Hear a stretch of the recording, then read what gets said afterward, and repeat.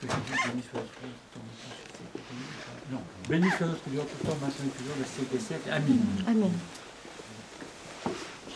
Aujourd'hui, nous voyons le Christ dans une énorme, extraordinaire humilité se laisser baptiser par Jean dans le Jourdain. Et ce baptême, bien entendu, annonce notre propre baptême. C'est le commencement de notre propre baptême. C'est le baptême du Christ qui donne toute la signification du Christ. Mais je voudrais un instant, tu peux t'asseoir, tu as été opéré. Les gens âgés peuvent s'asseoir, les autres ne peuvent pas, mais les gens âgés doivent s'asseoir. Les gens fatigués. Les fatigués peuvent s'asseoir. Voilà, assis-toi, les gens. Voilà.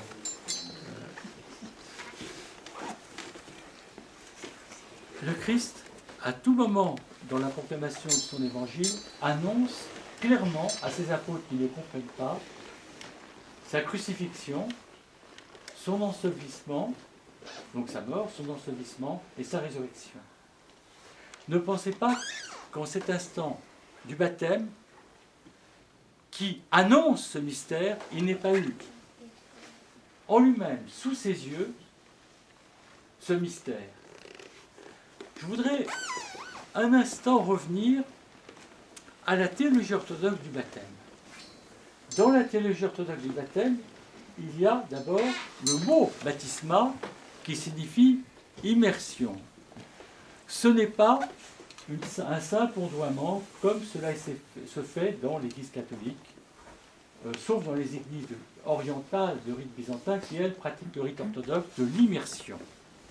Or, l'immersion, on n'est pas seulement baptisé, et ce qui est fondamental, au nom du Père, du Fils et du Saint-Esprit, on est immergé dans les 3 jours au tombeau. On est immergé dans une forme triadique dont l'apôtre Paul nous dit « Ensevelis avec le Christ, nous ressuscitons avec lui ». La première immersion, nous pouvons dire, avec la prière que nous disons à la prothèse, que nous disons la première semaine du renouveau après Pâques, avec ton corps au tombeau. C'est la première immersion. Avec ton âme dans l'Hadès, aux enfers, c'est la seconde immersion. Avec le bon larron au paradis, c'est la troisième immersion. Et quand il se relève, c'est la résurrection. L'icône de la résurrection, nous sommes dimanche aujourd'hui. Et j'anticipe la fête de la Théophanie pour que vous soyez tous présents, puisque le lundi est un jour de congé. Normalement, j'aurais dû célébrer cette fête demain. Quand nous parlons de l'icône de la résurrection, nous ne voyons pas le Christ ressuscité, nous voyons le Christ qui est descend délivrer les âmes captives de l'Hadès. C'est ce que l'Église a choisi comme mystère pour représenter la résurrection le jour de Pâques. Il y a des icônes de la résurrection, mais on ne présente pas le Christ ressuscité, on présente des anges assis dans le tombeau vide. Mon propos n'est pas de vous expliquer cela, mais de vous expliquer que lorsque le Christ se laisse immerger, comme nous le faisons nous dans les orthodoxes, immersion, nous sommes marqués par ces 3 mystères que nous lisons dans cette prière trinitaire, que nous lisons lorsque le prêtre dépose d'ailleurs les dons sur l'autel. Nous répétons encore cette prière. Avec ton corps au tombeau, avec ton âme dans l'Hadès, avec le bon larron au paradis. Tu siégeais avec ton Père et l'Esprit Saint sur ton trône de gloire, remplissant tout au infini. Nous avons donc, dans cette triade sotériologique, soter c'est le mot qui veut dire salut. Dans cette triade sotériologique, le mystère qui s'est imprimé en nous par le baptême. Et je disais à l'instant que le Christ a toujours la pensée de sa mort sous les yeux et de sa résurrection. Mais la mort, c'est pour mettre fin à ce drame, car il a créé une nature immortelle. Il n'a pas voulu cette corruption de la mort. C'est le péché qui entraîne la mort. Et il se soumet à la conséquence du péché, lui qui est sans péché, pour nous permettre de trouver la vie. Et il donne un nouveau sens à la mort, celui de la résurrection. Et là, je rejoins la vie spirituelle. ce nouveau sens qui est donné à tout ce qui est mortifère dans nos vies. Quelle vie n'a pas des traces mortifères? Quelle vie n'a pas des traces de croix et d'épreuves? Et quand nous traversons ces épreuves, nous avons l'impression que c'est un point final. Quand on perd quelqu'un qu'on aime, on a l'impression que c'est un point final. On a tout d'un coup une impression, une désespérance. La personne qui était là ne l'est plus. Pourtant, si elle a une vie pieuse, nous pouvons avoir l'espérance qu'elle est dans la communion des saints. D'une autre manière, nous pouvons communiquer avec elle par la prière. Nous sommes privés d'une présence corporelle, mais non d'une présence spirituelle. Mais là encore, ce que je veux vous dire, c'est que vous avez reçu dans le baptême cette espérance de la résurrection. C'est-à-dire que vous ne pouvez plus considérer les épreuves qui vous arrivent comme une finalité, comme quelque chose qui est, je dirais, parfois même un sentiment d'échec, un sentiment de perte irrémédiable. J'ai lu une quantité de vies de saints.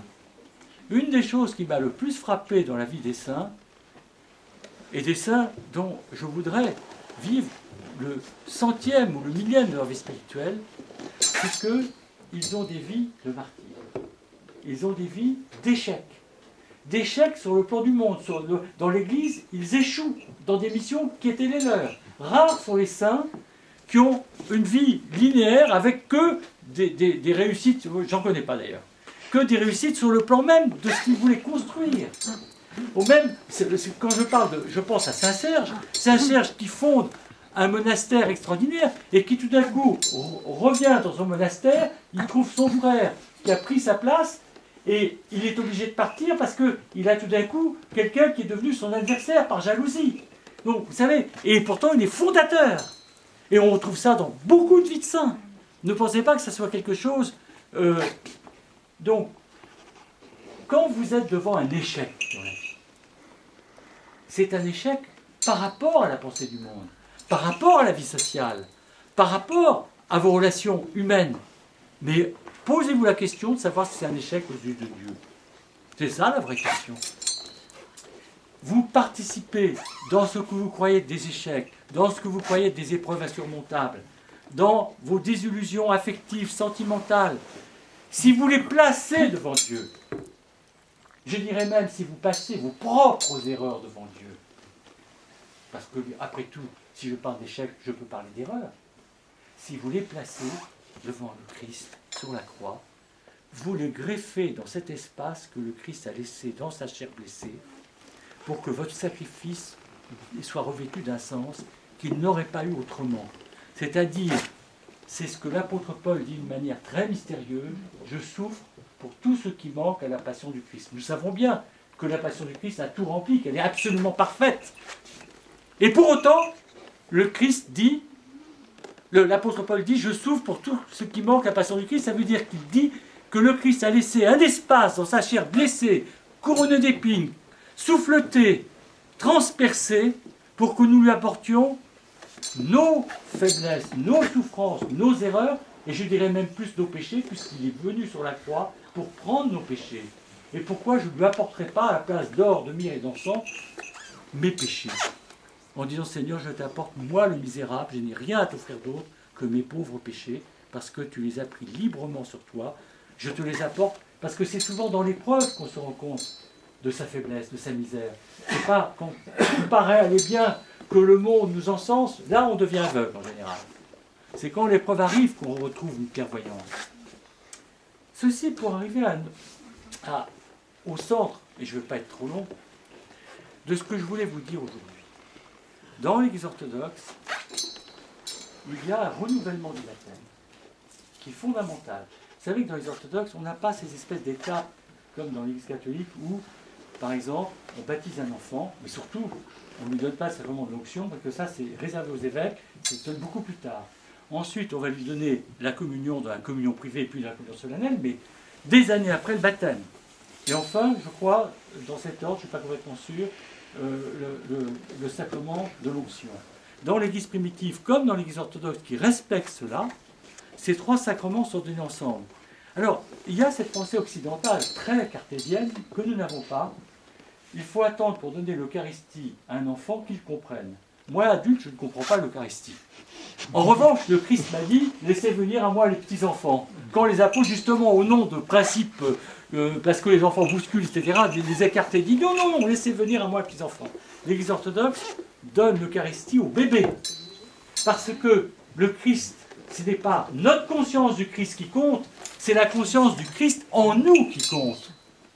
C'est le Christ vivant en nous qui compte. Comment séparer de la vie les enfants qui ont besoin de la vie. Ça, c'est une énorme différence avec l'Église catholique. Comme on me demande parfois les différences, en voilà une. Mon propos n'étant pas celui-là, c'est de rappeler que, ayant reçu, et nous avons la Pentecôte personnelle, qui est la descente du Saint-Esprit, le jour même du baptême. On ne la diffère pas quelques années après. Nous avons besoin, nous donnons tout parce que nous avons besoin de tout. En revanche, comme nous péchons après le baptême, qu'il soit donné par petits morceaux ou en entier comme dans les orthodoxes, le sacrement de la confession est un renouvellement du baptême. Pour moi, quand je me confesse, on ne sait pas que les prêtres ne se confessent pas. On est tous des pécheurs, à égalité, là. Peut-être même plus que vous. C'est pas parce que nous sommes revêtus de la grâce, comme serviteurs de Dieu, ministres, que nous n'avons pas de péché et de faiblesse. Bien entendu. D'ailleurs, je pense qu'un prêtre qui sait qu'il est pécheur est un meilleur prêtre parce qu'il est très indulgent. Il se dit « Oh, j'ai commis tellement de péchés que c'est ces prêtres-là qui pardonnent toujours. » Donc moi, je vais plutôt vers des prêtres qui savent qu'ils sont pécheurs pour me confesser, comme ça, je suis sûr d'être pardonné. Le sacrement de la confession nous unit au baptême, à notre baptême et au baptême du Christ dans le Jourdain. C'est un renouvellement. Donc c'est fondamental nous préparons, nous communions dans notre baptême et nous réactualisons cette grâce baptismale par le sacrement du baptême avant de communier. C'est pourquoi, dès que cette homélie sera terminée, je vais mettre dans un poste de garde, là, dans le jardin, un premier prêtre, le père Séraphin, pour confesser ceux qui le désirent. Ne croyez, je ne vais pas espionner pour savoir qui y va, qui n'y va pas, ce n'est pas dans mon tempérament. Ensuite, je mettrai au même poste de garde, un peu plus loin, le père, l'archiprêtre Hervé, et alors, je vous explique. C'est très important. Vous ne pouvez pas venir. Bien entendu, vous pouvez le faire. C'est votre responsabilité devant Dieu, mais c'est une erreur spirituelle. Et évidemment, moi, je ne suis pas là pour demander qui s'est confessé ou qui ne s'est pas confessé. Je explique les choses dans les homélies, mais ensuite, vous prenez vos responsabilités. Il faut confesser la foi orthodoxe, il faut confesser personnellement, renouveler son baptême, et ensuite, étant préparé, ayant fait le ménage, lavé la maison, nous pouvons recevoir le Christ. C'est ça l'idée générale. Quand vous recevez des invités, je suis sûr que chacun de vous qui reçoit des invités chez lui fait le ménage, range tout, prépare, fait des bons plats. Eh bien la confession c'est pareil, c'est faire le ménage et préparer des plats savoureux au Christ, c'est-à-dire notre repentir, nos regrets, nos pardons. Il n'y a pas plus savoureux comme mets pour le Christ quand il vient visiter notre maison. Donc ça c'est tout à fait important. Donc mes deux prêtres vont aller dans le jardin successivement et ça sera des confessions brèves et vous prendrez des rendez-vous avec eux pour de longues confessions et des conversations spirituelles parce que sinon on en a jusqu'à 17h. Donc, alors, si vous n'avez pas pu vous confesser avant l'Eucharistie, nous garderons du Saint-Corps et du Saint-Sang du Christ ici et vous communierez pour ceux qui n'auront pas pu communier, qui n'auront pas pu se confesser avant l'Eucharistie, ils pourront communier après la liturgie, après l'élection des eaux, sur un des prêtres lors de la communion. Voilà, c'était à peu près tout ce que je voulais vous dire. avec des mots un petit peu en désordre, mais je voulais vraiment insister sur ce grand mystère de la confession qui est ce renouvellement de notre baptême. Glorifions le Père, le Fils et l'Esprit Saint, seul Dieu dans tous les siècles des siècles. Amen. Amen.